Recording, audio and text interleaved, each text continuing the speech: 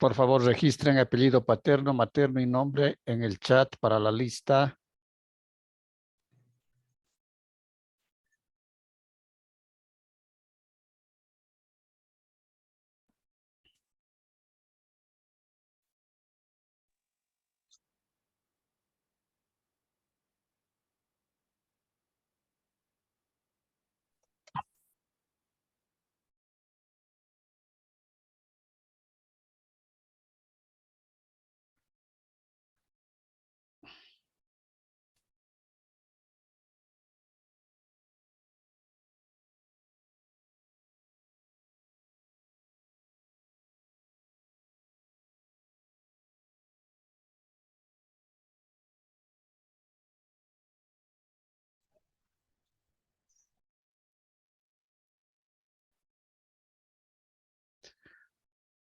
Solo 9 se han registrado en el chat.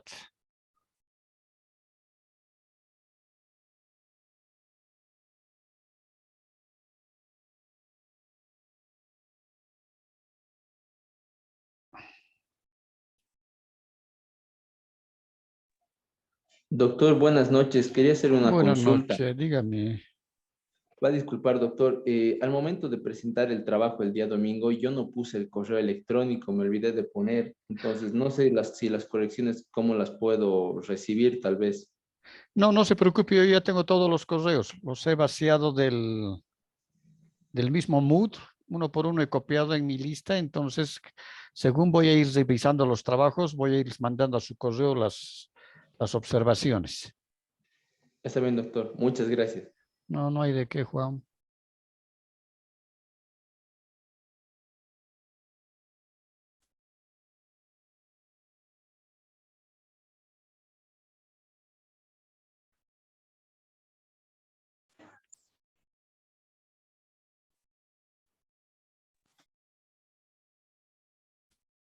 Bien, entonces empezaremos.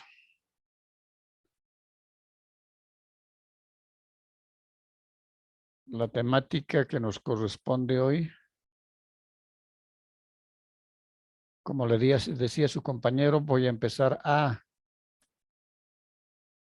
revisar los trabajos y voy a empezar a mandar a partir de mañana en la tarde a sus correos las observaciones para que puedan enmendar. Ese trabajo, el número 1, es fundamental, porque en base a este trabajo y a la sistematización que se hace del planteamiento y la formulación del problema, es que se va a poder desarrollar el resto del trabajo. Los temas, díganme. Doctor, buenas noches. Buenas noches. Una consultita. Teníamos una duda en el grupo, creo varios de mis compañeros. La lista que usted pasó en el grupo refiere a las personas que no presentaron el trabajo, doctor, perdón. Claro, pero Porque hay una dice el confusión. mensaje. No, Personas que no presentaron trabajo. creo que de otra forma está escrito o tal vez todos hemos entendido mal, A doctor. ver, Entonces, espéreme un segundito, voy a revisar en el WhatsApp. por favor, doctor, muchas gracias. Un segundito.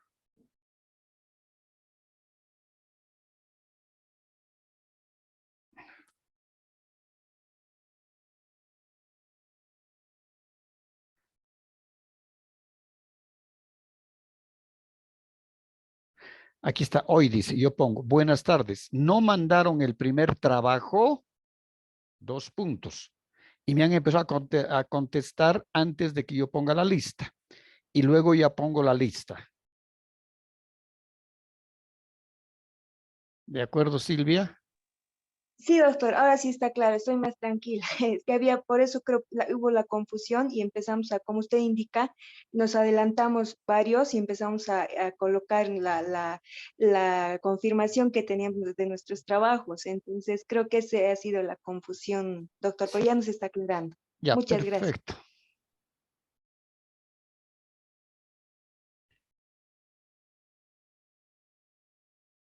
Carlos Alberto, dígame.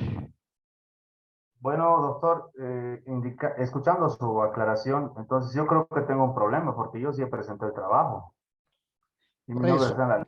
les he dicho, he puesto en el WhatsApp, varios me han pasado inclusive captura de pantalla Sí, de que han mandado el trabajo, entonces mañana voy a hablar con la ingeniera, la que administra la plataforma en el posgrado de Derecho, para ver qué es lo que pasa, porque a mí no ya, me ha llegado. Yo todos los trabajos los he bajado, ¿no? Y los he ido, los he puesto en una carpeta. Y después gracias. de la carpeta, por eso que en la lista he puesto, tengo mi lista donde están quienes han presentado, el correo, el celular, ¿no? Y quienes han presentado y quienes no han presentado. Entonces mañana hablaré con la ingeniera, por favor. Gracias.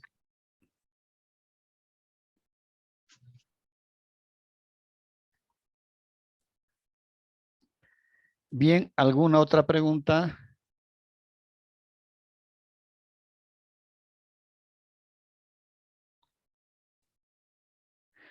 Decíamos hace rato de que es fundamental de que ustedes tengan bien elaborado este primer trabajo, porque en base a este trabajo ya el resto es la continuación.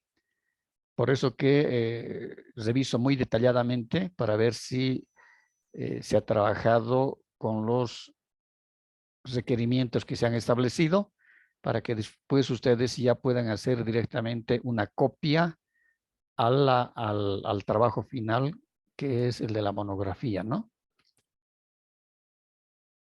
Y también para el perfil de la monografía.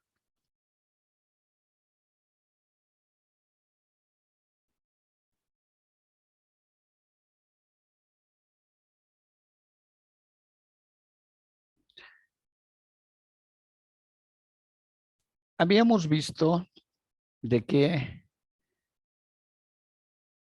de los de las subpreguntas, ¿no? Voy a cambiar de color aquí, a ver. Ya.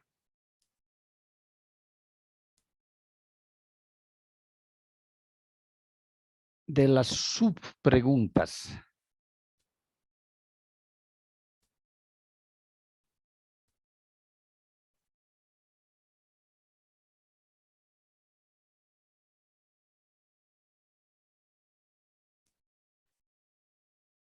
Del problema.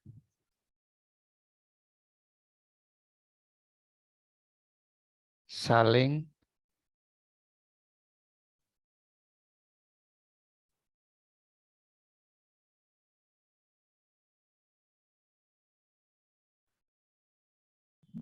los objetivos específicos.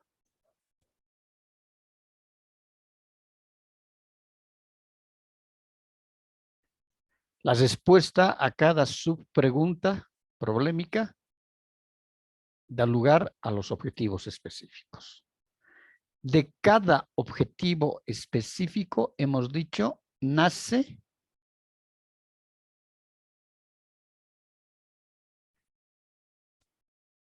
un capítulo. Es decir, van a tener entre 3 a 4 objetivos específicos.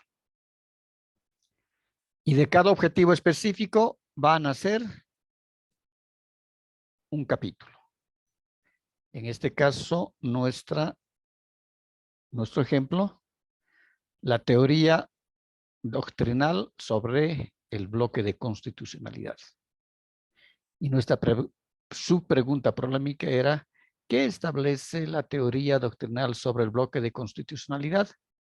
Entonces, el verbo hemos anulado y le hemos aumentado LA, la teoría doctrinal sobre el bloque de constitucionalidad.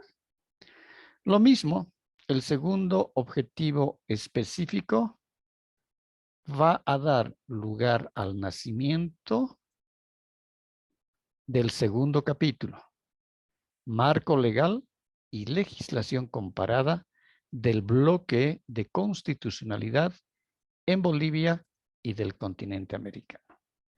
Y del tercer objetivo específico va a nacer el tercer capítulo. Capítulo 3, sistematización de elementos jurídicos, técnicos y procedimentales que no incorpora la Constitución Política del Estado Plurinacional, pero que tienen misma jerarquía y validez constitucional para un pleno conocimiento de ellos.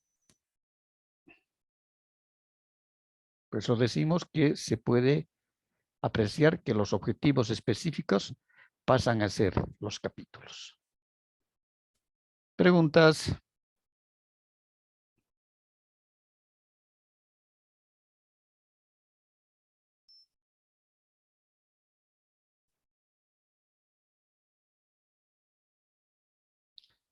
¿No hay preguntas?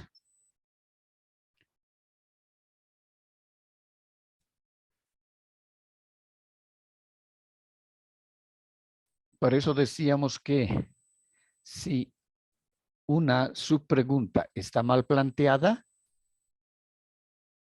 el objetivo específico va a estar mal y por ende uno de los capítulos va a estar mal enfocado, ¿no? Entonces, esa correlación es fundamental y esa secuencia para poder construir, en este caso, la monografía. Y no solamente es para la monografía. Una tesis de maestría se hace bajo las mismas características. Una tesis de doctorado tiene las mismas características y tiene sus lógicas, ¿no?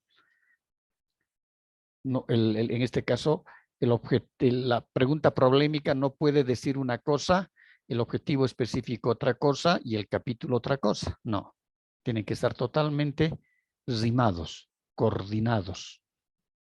¿De acuerdo?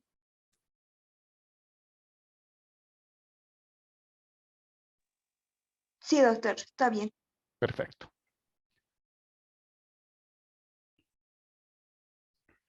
Ahora vamos a entrar, después de los objetivos viene la justificación. Y la justificación nos va a permitir dar respuesta a ciertas interrogantes.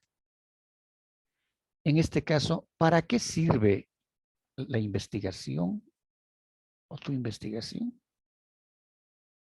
Entonces, una parte de la justificación va a significar responder. La presente investigación sirve para tal, tal, tal cosa. ¿Qué posible utilidad tendrá la investigación?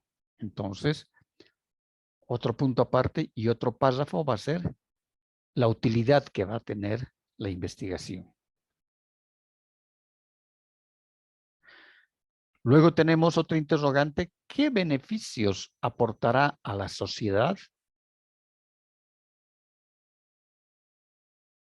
Es decir, ¿qué va a aportar a la sociedad? A quien vaya a leer la monografía.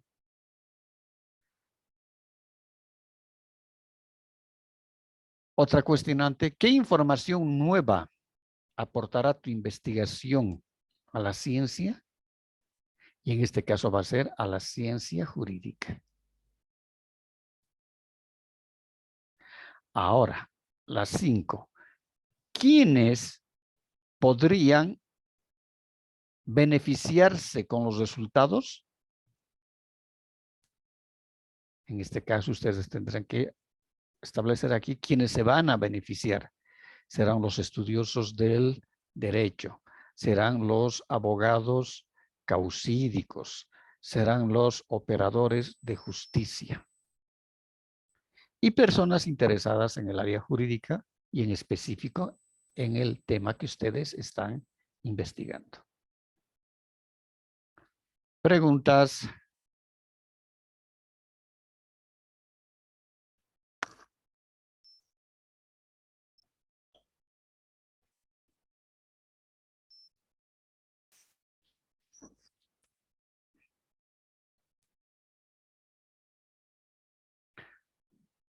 ¿Hay alguna pregunta? Juan Pablo.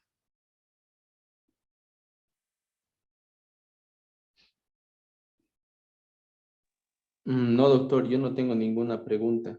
Perfecto. Antonieta. Media, Doctor, media todo claro dudosa hasta la el veo, momento, Antonieta. doctor. Dígame. Todo claro, doctor. ¿Sí? Perfecto.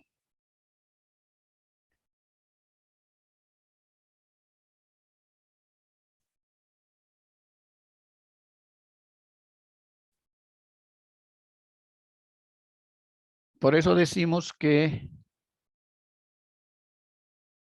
una vez definidos los objetivos,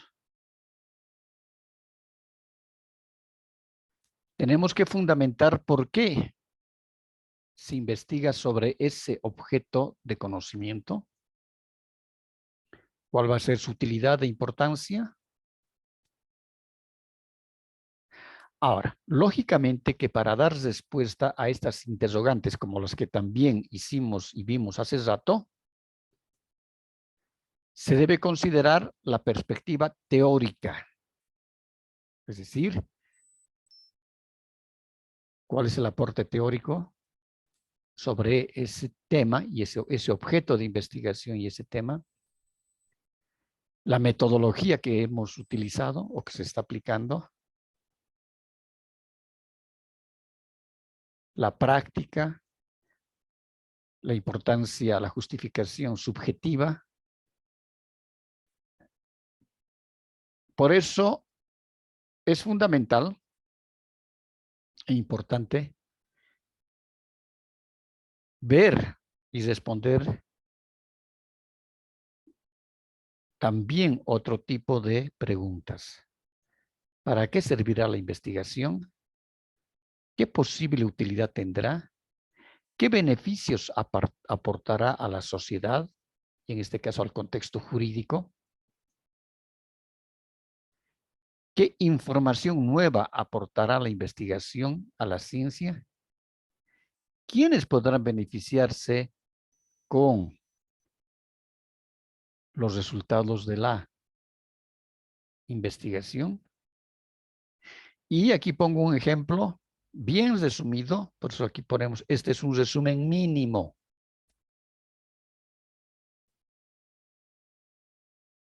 Porque la justificación por lo menos debe ir en una carilla, ¿no? Y decimos el conocimiento teórico práctico del bloque de constitucionalidad en Bolivia representa una herramienta fundamental en el ejercicio de la abogacía, tanto desde el ámbito causídico como también del operador de justicia. Esto determina que el bloque de constitucionalidad adquiere gran importancia para los estudiosos del derecho y que deben tener conocimiento sobre el tipo de aplicación que pueden ejecutarse, tanto para la defensa de una persona como para la aplicación en el caso de ser juzgador. Entonces, estamos aquí justificando. Y como decíamos, es fundamental dar respuesta a estas preguntas. No necesitan ustedes poner la pregunta, sino directamente en un párrafo plasmar la respuesta de una de las preguntas. En el siguiente párrafo responden la otra pregunta.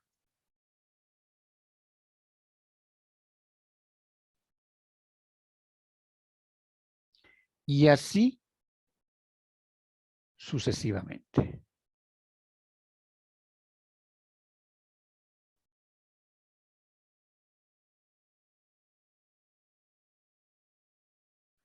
Y aquí repetimos lo mismo, decimos que una vez definidos los objetivos debe fundamentar por qué investiga este objeto de conocimiento, cuál su utilidad, la importancia, ¿no? Y por eso redundamos en decir de que se tiene que indicar que la importancia, ¿cuál es la importancia del problema de investigación y su justificación? Mostrando cuál es el aporte original del investigador. Enfatizar la necesidad de resolver un problema dentro del campo científico elegido. Enunciar la factibilidad de realizar la investigación, ¿no? Es decir, ¿es factible, no es factible? ¿Cómo va esa factibilidad? Preguntas.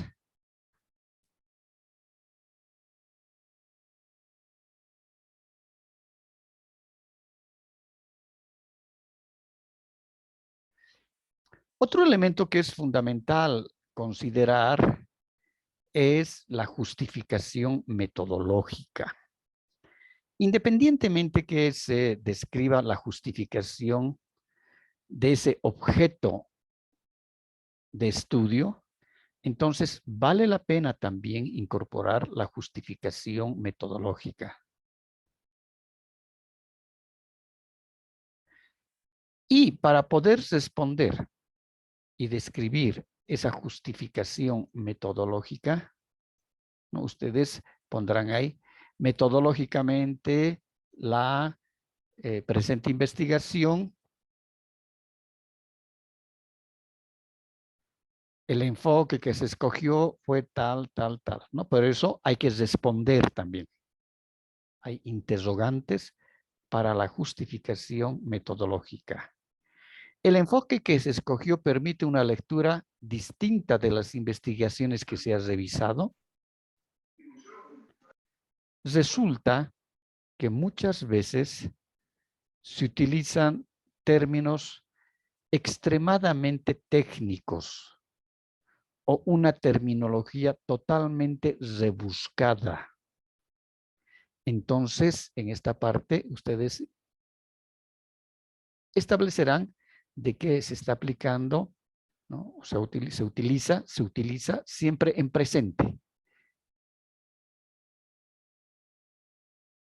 Cuando se elabora la monografía es en presente, ¿no? Entonces se utiliza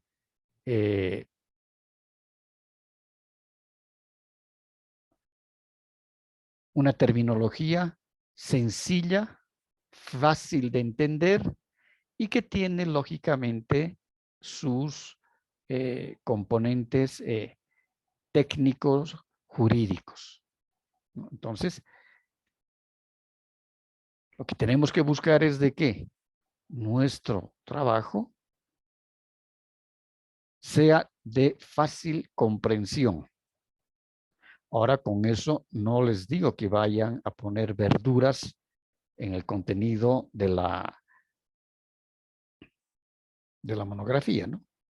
Hay que utilizar, sí, términos técnicos, pero hay que hacerlos, esos términos técnicos, en este caso jurídicos técnicos, hay que hacerlos totalmente entendibles. Es decir, que se puedan entender, que se puedan asimilar. También hay que establecer que si el modelo de investigación, en este caso, el modelo que ustedes están utilizando es bajo la técnica bibliográfica, que es una investigación eminentemente bibliográfica. Es decir, podrá dar, otorgará una comprensión sobre las características de ese objeto de investigación.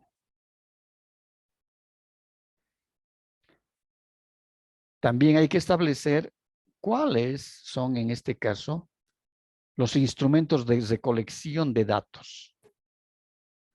Y ustedes van a expresar, siendo esta una monografía eminentemente bibliográfica, se ha utilizado la técnica de las fichas bibliográficas. Y también, es decir, las fichas bibliográficas que han permitido lograr el desarrollo de un resumen sistemático de cada uno de los componentes que tiene el objeto de investigación. Además, tienen que responder si es que la investigación que ustedes están haciendo puede ser o puede servir como base para otras investigaciones. Hemos visto que en el transcurso de este tiempo, de que en algunos casos las monografías bibliográficas han servido como parte del marco teórico de investigaciones de posgrado. Y es decir, que aquellos maestrantes que han utilizado la información de la monografía, lógicamente que han respetado la autoría de quien ha elaborado, ¿no? Pero ha servido también para la construcción del marco teórico de la tesis. Preguntas.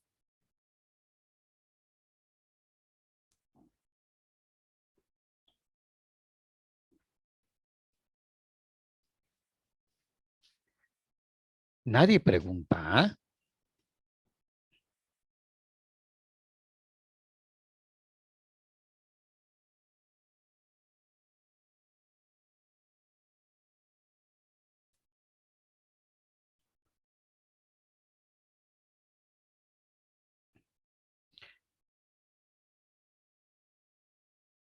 Bien, vamos a ver ahora un ejemplo.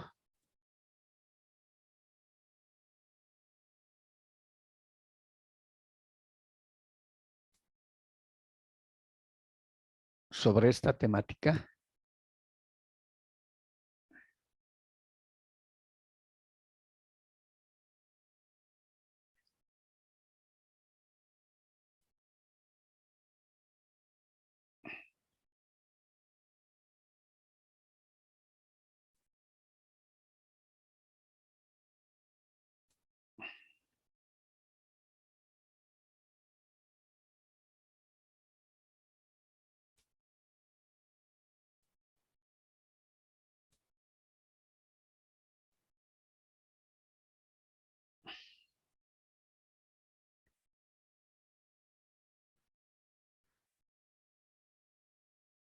¿Ven en la pantalla? Sí, doctor. Se ve, ¿no? Sí, doctor, se ve. Perfecto. Entonces, aquí tenemos, por ejemplo, una introducción que se hace sobre esta temática. Perfil y rol del conciliador para disminuir la carga procesal en procesos ordinarios. Después de que hace la introducción, va al planteamiento del problema y en este caso lo que se ha hecho es copiar del cuadro cada uno. No nos olvidemos que de las 6 columnas ustedes ya hacen el planteamiento del problema. Solamente es copiar ya en la monografía.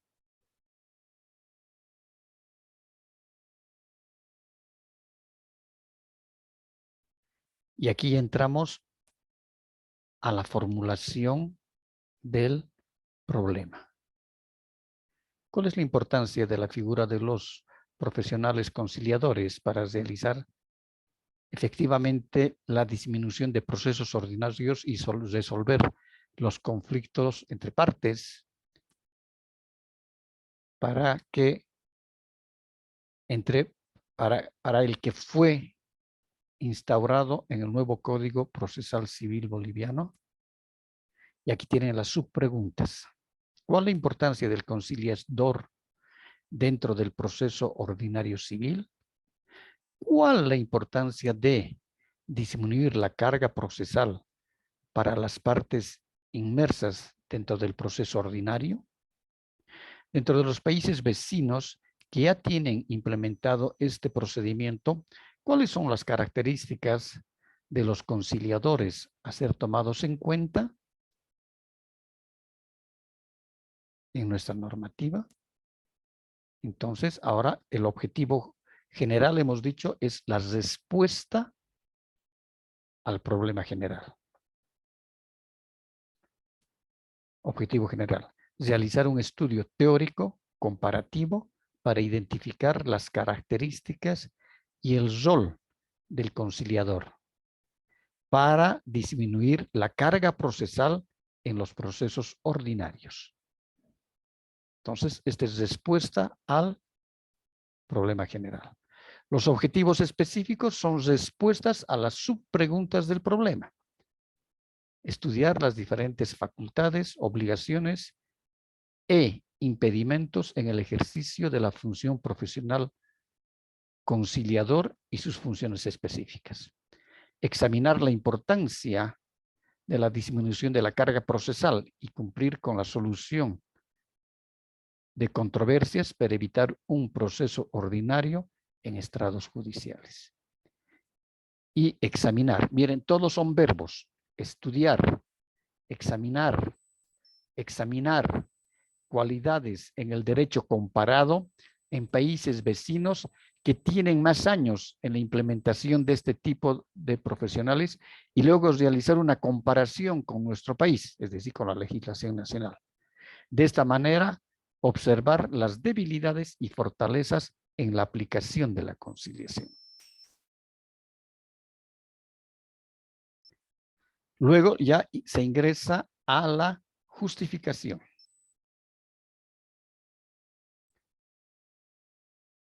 Aquí ven toda la justificación. En la actualidad, el avance de la calidad de vida en las sociedades se puede mensurar por la capacidad de sus miembros en encontrar una salida adecuada para resolver los diferentes puntos de vista o resolución de diferencias que pueden suscitarse entre miembros de esta. ¿Qué método está utilizando acá? Inclusive en la justificación, ¿qué método se está utilizando?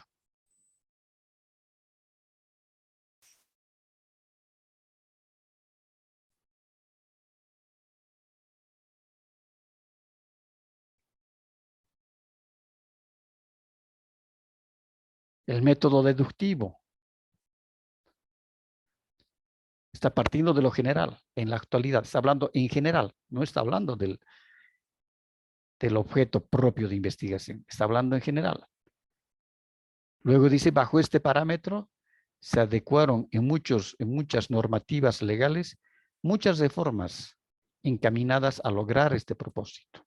Los cambios en nuestra legislación en la búsqueda de agilizar el acceso a la justicia, aliviar el alarmante congestionamiento de causas judiciales y optimizar el poder judicial que por el momento sigue agobiado por la constante desacreditación de su eficacia y las muy largas etapas para el acceso a la tan aspirada justicia, ¿no? Es decir, a la pronta justicia. ¿Cómo habla de lo general? Ya va entrando a la particularidad, a la legislación nacional, y luego ya va a hablar sobre el Código Procesal Civil, ¿no? Y inclusive ya va tomando en cuenta la parte de la legislación comparada en su justificación y los datos que han resultado de esa indagación.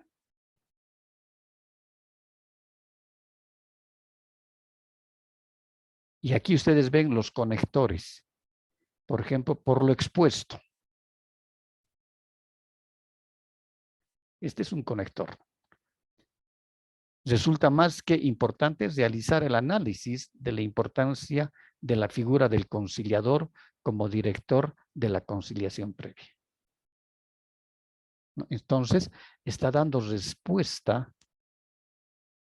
a las interrogantes que se han planteado. Preguntas.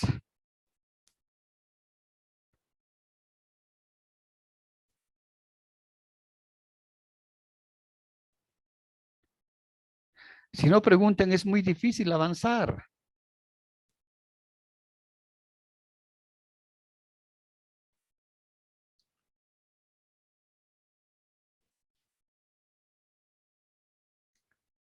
Carlos Alberto. Sí, doctor. Bueno, yo estoy comprendiendo, doctor. Perfecto. Antonieta está durmiendo.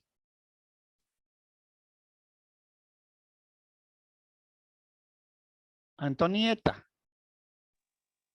Todo claro, doctor. Esperemos porque por eso voy a revisar, ojalá que pueda acabar lo más antes posible, pueda acabar de revisar los trabajos, porque si no preguntan significa que sus trabajos deben estar una maravilla y que realmente tienen una comprensión total.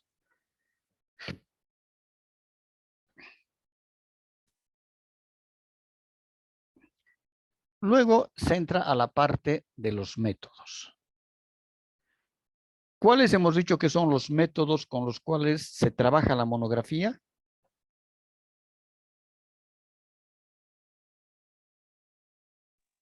En este caso, doctor, nos ha indicado que vamos a utilizar el método deductivo, Perfecto. Luego, el método tal vez Bien. Bien. también comparativo, ¿no? Comparando con comparativo, otras legislaciones. claro, porque en este caso, si van a hacer comparación de normativas, va a ser el método comparativo. Luego, Tal vez también el método analítico, doctor. exactamente. ¿Y por qué? ¿Qué significaría en este caso el método analítico? Poder desglosar nuestro tema de una forma general, pero llegando a lo específico, doctor. Exactamente, es decir, desglosar, es decir, trabajar la especificidad sin olvidar la generalidad.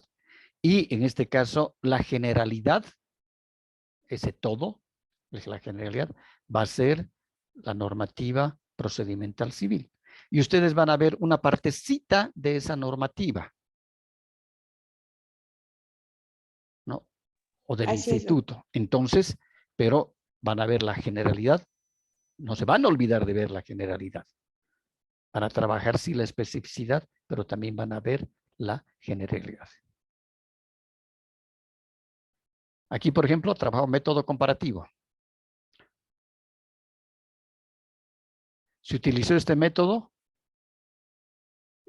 inclusive se utilizó, dice.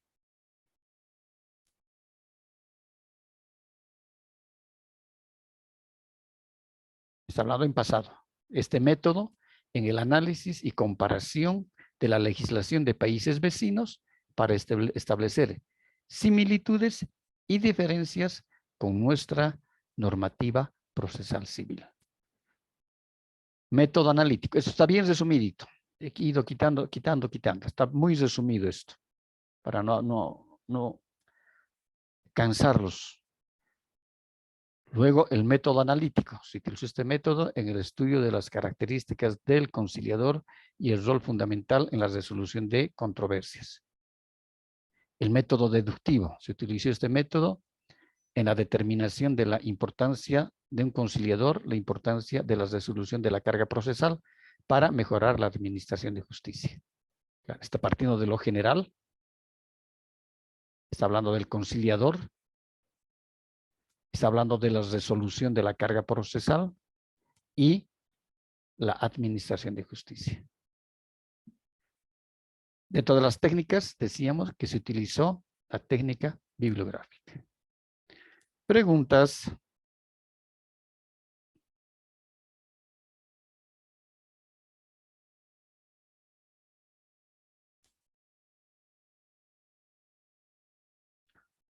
¿Alguna pregunta? Lady. Entendido, doctor. Perfecto.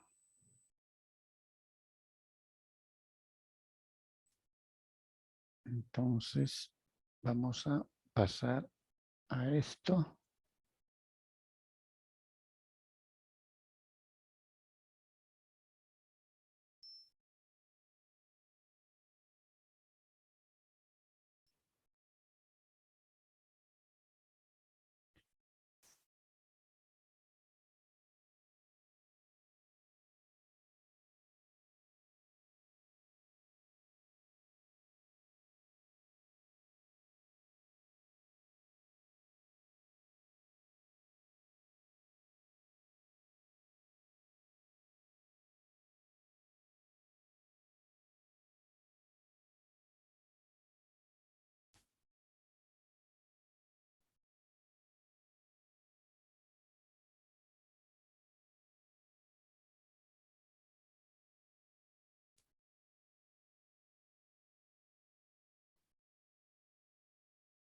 Ven la pantalla, ¿no? Sí, doctor. Perfecto.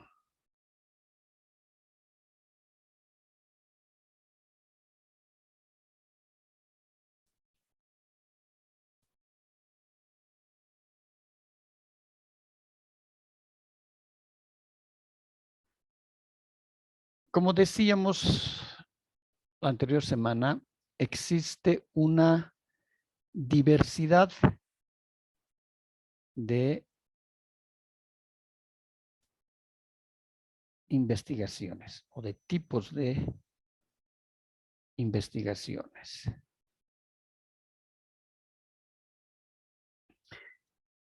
El tipo de investigación de la monografía es eminentemente bibliográfica, decimos. Puede ser descriptiva, descriptiva analítica, puede ser histórica, puede ser comparativa, puede ser cultural, interpretativa. ¿En qué caso puede ser descriptiva?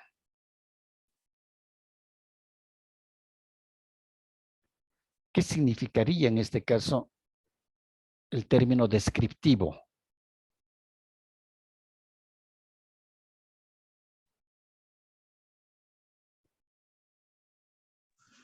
Por ejemplo, doctor, serían los tipos de investigación donde, si digamos, dijéramos cuáles son las normas del bloque de constitucionalidad o algo así, sería el tipo de investigación en la que uno recopila información y la va señalando o determinando dentro de la propia investigación. Es más como una forma de descripción de lo que se encuentra dentro de del material bibliográfico. Exacto. Entonces, la descripción va a estar determinada en describir, que pueden ser describir hechos. En este caso serían hechos jurídicos, porque el tema es eminentemente jurídico. Al ser un tema eminentemente jurídico,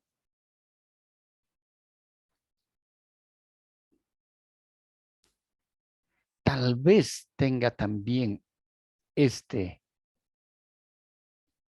temática jurídica, tenga una incidencia social.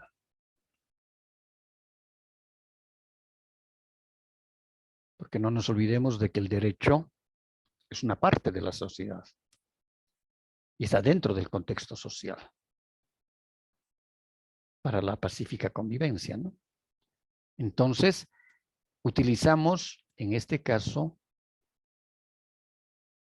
la descripción, porque vamos a describir hechos jurídicos.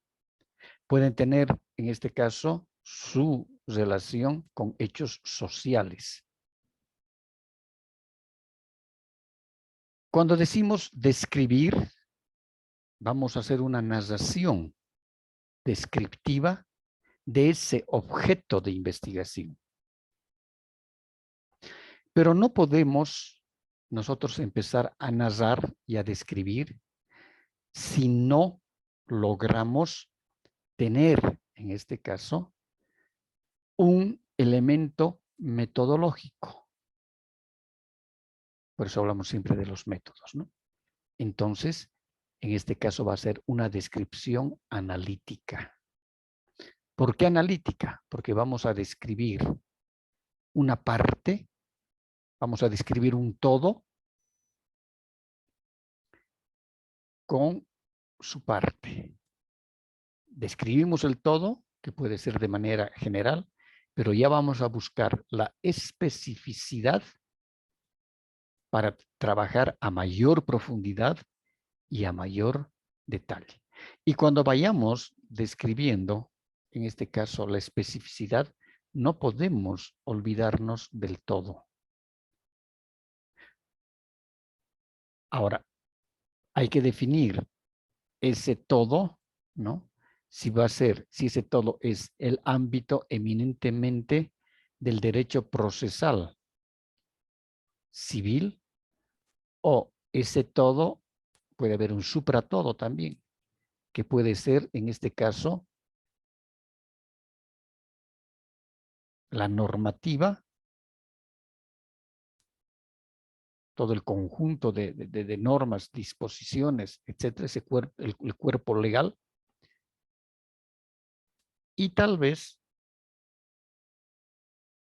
va a incorporar también el componente social. En este caso, el social sería ahí, ¿no? La sociedad, el conjunto de normas y leyes, ¿no? La norma civil en general, de aquí puede ser la norma del procedimiento civil, y aquí entramos ya a la parte de la especificidad. En algunos casos van a haber temas seguramente que van a tener que trabajarse con el componente histórico. Y en este caso, ¿cómo nosotros desarrollaríamos el tipo de una investigación que va a tener también un componente histórico? ¿Cómo sería?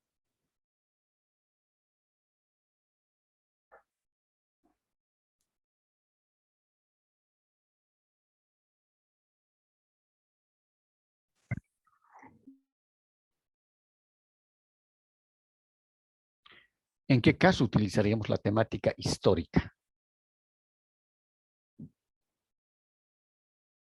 Por ejemplo, doctor, si la investigación fuera a explicar cuáles fueron las razones para derogar el antiguo Código de Procedimiento, entonces los objetivos serían describir motivantes históricos, es decir, el pasado, hechos que han motivado, han condicionado a la actual situación, digamos. Exactamente. Entonces, en este caso, gracias Juan Pablo, en este caso, si se va a utilizar los componentes y el tipo de investigación va a tener un asidero histórico, se puede ver cuáles han sido los motivos para que se promulgue una nueva ley.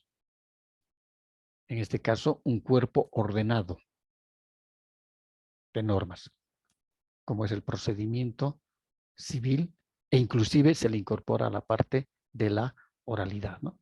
¿Qué es lo que sucedió? ¿Qué es lo que sucedió?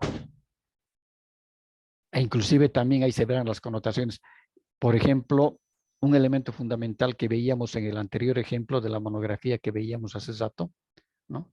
Es decir, uno de los elementos fundamentales para esta nueva norma era justamente aliviar la carga procesal que existe en estrados judiciales. ¿Cómo lograr aliviar tomando en cuenta, y hay otra connotación más allá, ¿no? Es la connotación económica. Porque con semejante carga procesal, entonces se necesitan mayores recursos económicos para contratar mayores operadores de justicia. Y como estamos siempre con recursos escasos, entonces había que ver una solución. Y una parte de esa solución justamente ha sido la oralidad. En vez de que los juicios sean tan tediosos y tan largos, ¿no? Porque antes hay juicios ordinarios que duran 10 años. Y por eso que la ley ha previsto de que se debe, antes de ingresar a un juicio, se debe previamente tratar de conciliar entre las partes. Y por eso que también dentro de estrados judiciales hay los conciliadores. Y ustedes saben muy bien, y eso han debido llevar en el pregrado y en el posgrado también, ¿no? De que el acuerdo que se firme con el conciliador es un acuerdo de partes. Y que ya no se puede, es decir, lo que se ha acordado, se cumple. Ya no hay forma de poder, en este caso, disuadirse de aquello. ¿Verdad? Regresamos en 20 minutos, ¿les parece? Gracias, doctor. Sí, doctor, está bien. Muy bien.